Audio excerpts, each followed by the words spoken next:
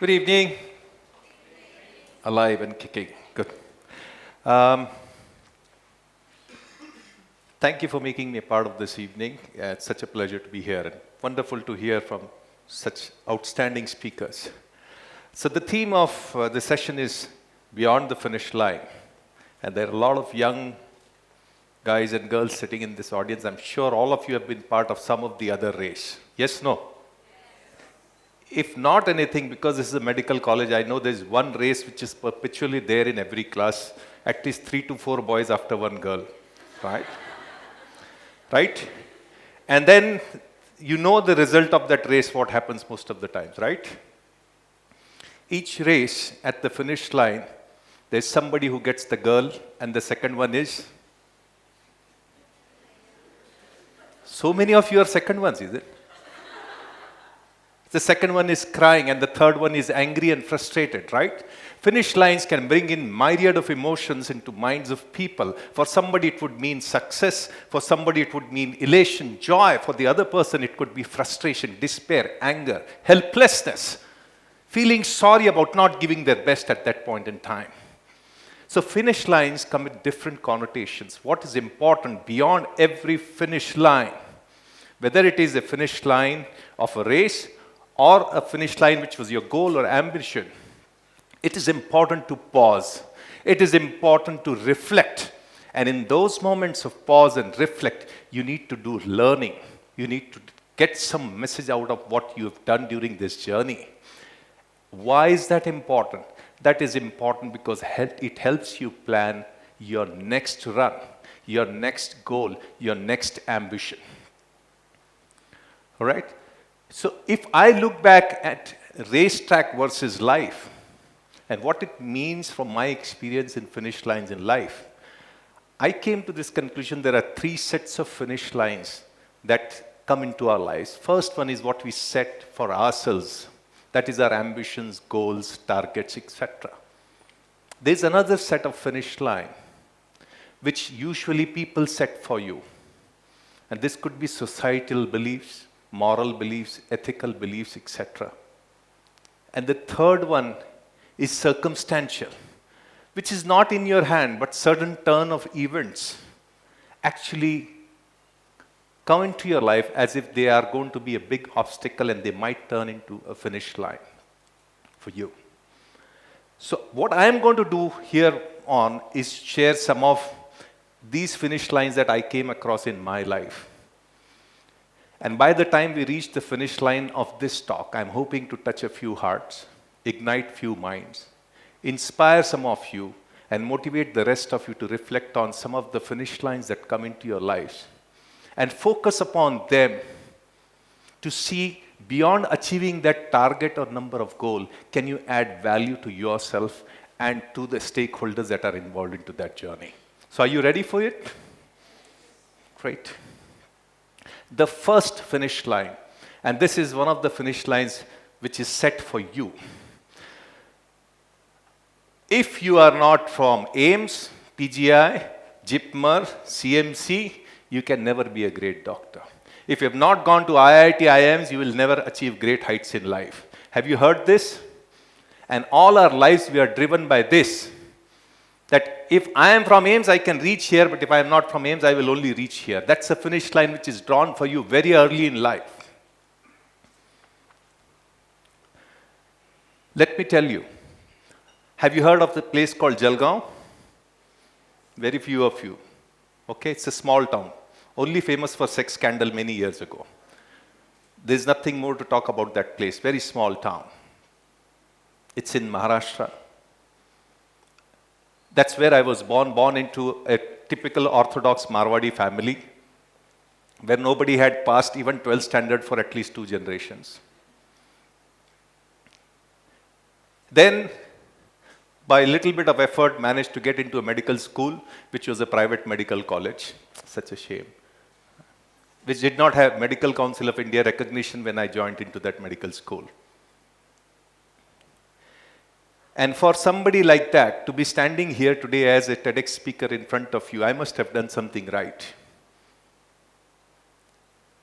There must be something that I created for myself to be able to get people to look up to me and say, why don't you come and talk to these young doctors who are there? So here is my learning from this first finish line. Please don't get bogged down by these societal finish lines or lines that people create for you. My learning out of this was, you reach where you deserve to. Your destiny or pedigree should not decide where you reach in life. Right? What makes you reach there? Self-belief, hard work, consistent focus, and not getting bogged down by what people lay down as norms for you in life. We'll move on to the second finish line. This is what I call as circumstantial finish line. I never failed a unit test in my life ever. Thankfully, teachers were very kind to me. And then everything was going on well. First MBBS, first class, second MBBS, first class, final MBBS. Great scores in medicine, surgery, orthopedics, and I failed in preventive and social medicine by 3 marks. What lag gayi? Career has come to an end.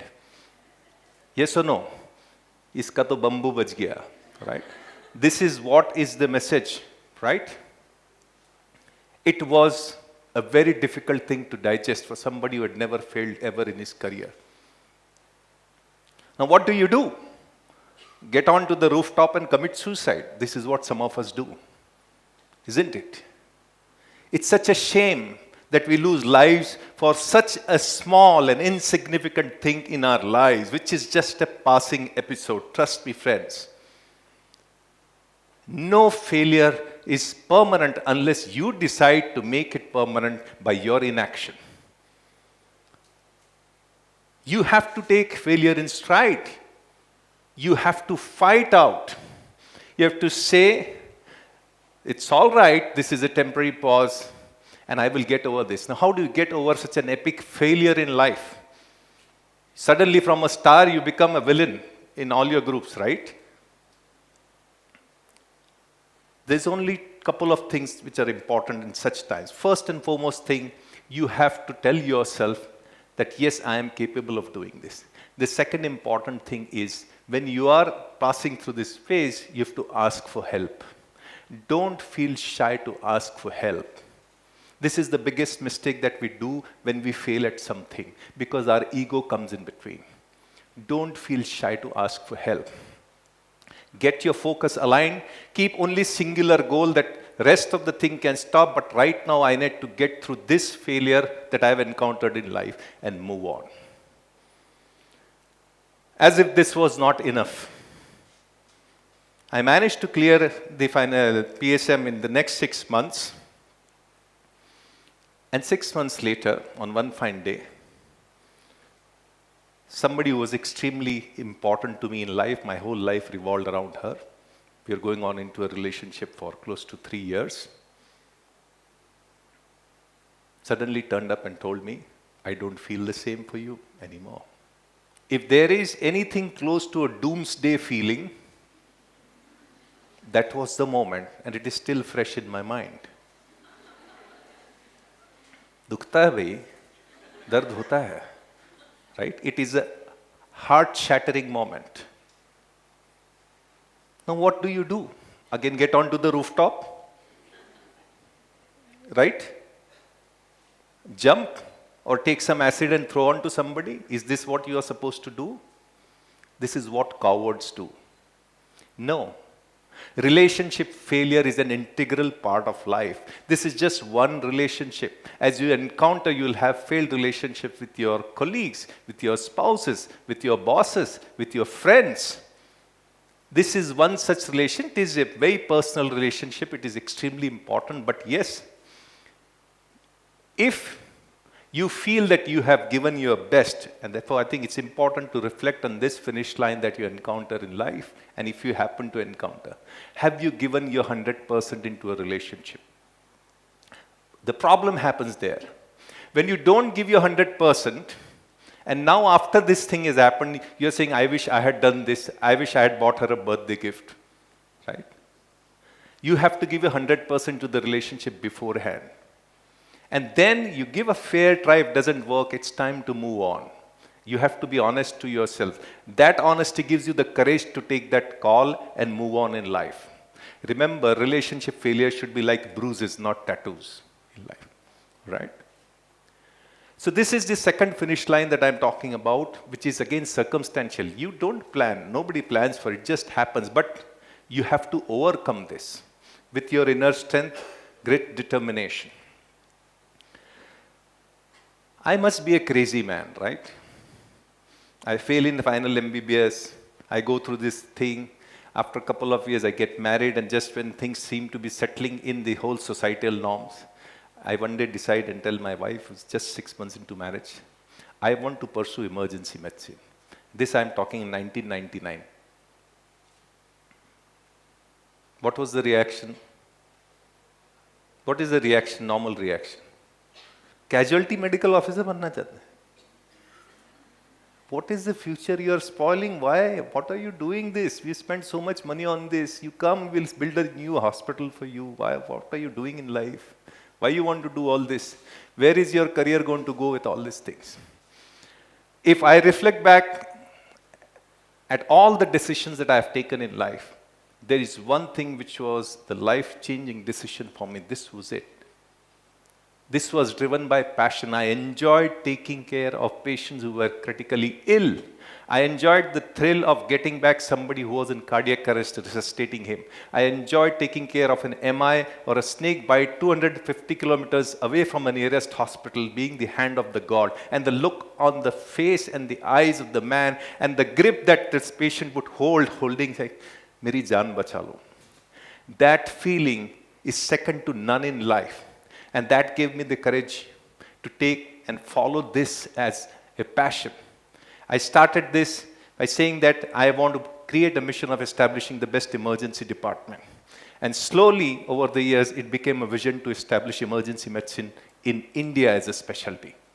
Today, when there is a road traffic accident and an ambulance passes by, and there is a paramedic who steps down and he's putting the spine board and he's taking that person out, somewhere you take the pride. I and my colleagues must have played some role in this. Millions of lives are being saved because we created emergency medicine specialty. When MCI did not agree to it, DNB did not agree to it, no hospital was willing to take emergency medicine specialists. But we, some of us, believed that this makes difference to lives of people, do hell with whether MCI wants to do it or not. And we did this for 10 years, inspired more than 300, 400 doctors, 500 paramedics, and saved millions of lives over the last decade. This is what is called as creating legacy. It is not just about saying, I want to do MD emergency medicine. You are creating a legacy, and that should be your important goal as you cross any important finish line that you set out for yourself. It should not be a target or a number. There should be a purpose, there should be a cause, there should be value creation beyond yourself and to all the stakeholders who are involved with that. Next one. A couple of my colleagues already talked about this. Doctor होके गाता है, आप गाना भी गाते हैं? As if there is a law which says that doctors not supposed to sing. विश्वास ही नहीं होता आप डॉक्टर भी है. मतलब हार्ट अटैक लेके आओ, समझ जाएगा कितना अच्छा doctor. Right? I have gone through this in every single moment and meeting. But that has only given me more courage to say that I have to get better as a singer and as a doctor. And I am so glad that I persevered it. I did not succumb to this finish line which is set by the society. Not just society, my colleagues, some of them, when I became CEO of a company, यार कम से कम अब तो गाना मत गा यार. CEO बनने के बाद मैंने डबल गाना शुरू कर दिया. Right? Never get bogged down by what people create as finish lines. Lot of this is coming from envy and because of their helplessness that they cannot be like you. And more importantly, what does it do to you? If you cannot pursue things that you are passionate about in life, life is not worth leading it. Let me be very upfront with you guys. You are leading a very hollow life if you do not have a passion that you cannot pursue. So singing, gave me a lot of self-value creation. More importantly, I think as physicians, we tend to get desensitized over time about suffering, pain. It is important to keep that human being alive with you. So that should not happen that 10 years ago when somebody cried with pain, you responded in 1 minute, and after 20 years, you take 2 hours to respond. No. Even today, if there is somebody who has pain, I cannot cross that patient unless I have managed that pain. Because andar ka jo insaan hai, wo zinda hai. And how does that happen? When you create the art, the feeling inside you are alive, you tend to remain sensitive, more sensitive towards people.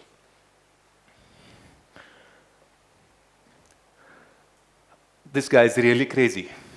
I did emergency medicine. I did singing. 10 years of emergency medicine, established the department. I was having a good life. And one fine day, I decided to do an MBA. That too at ISB, which comes at a huge cost. You know that, right? What is the first reaction? 40 की उम्र में सटिया गया है. Right? And I'm so glad that I took this decision. This was the call I took. And there's a reason I took that call. I felt monotony in my life. I felt less challenged. I felt certain skill sets were lacking in me when I was discussing with the CEOs and other administrators in the hospital. And I could not pitch my thing across to them, although I was a great doctor. They respected the physician side of it, but he said, you make a business case for this equipment, and I could not.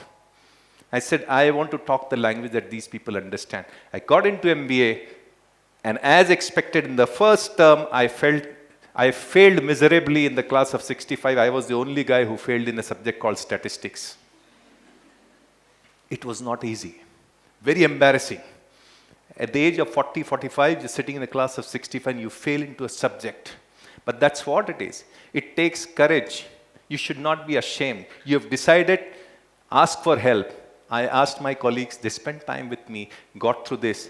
And then when we passed out, I was one of the candidates who's featured into the ISB coffee table book of the most influential MBA graduates out of ISB in the last decades. And this is not self-bragging. I'm telling you, if I can do, any one of you can do it. Lot of us, we do not do it because we don't do self-reflection and create self-goals. We tend to succumb and lead a monotonous life. The last finish line that I want to share with you is, having done the MBA, after handling, like a soldier, high adrenaline job of emergency care, one day I decide to get into this laid-back senior citizen job of home healthcare services. A lot of people again came back and said the same thing. You are crazy. Abhi 60 की उम्र पे सटिया गया. Right? But there was a very simple thing which made me take this call. As I told you, there has to be a larger purpose. I looked at where medicine is going. Reactive medicine does not have future. It will have to be proactive and preventive. You look at how our dynamics are changing in demographics. More and more elderly care problems are coming. I said, here is an opportunity. Here is a blue ocean that not many people are thinking. It is exactly how emergency medicine was 15 years ago when I took it up. And I took that up. In 3 years, we grew from a 3-member team to a 1,000-member team. We've touched more than 60,000 lives.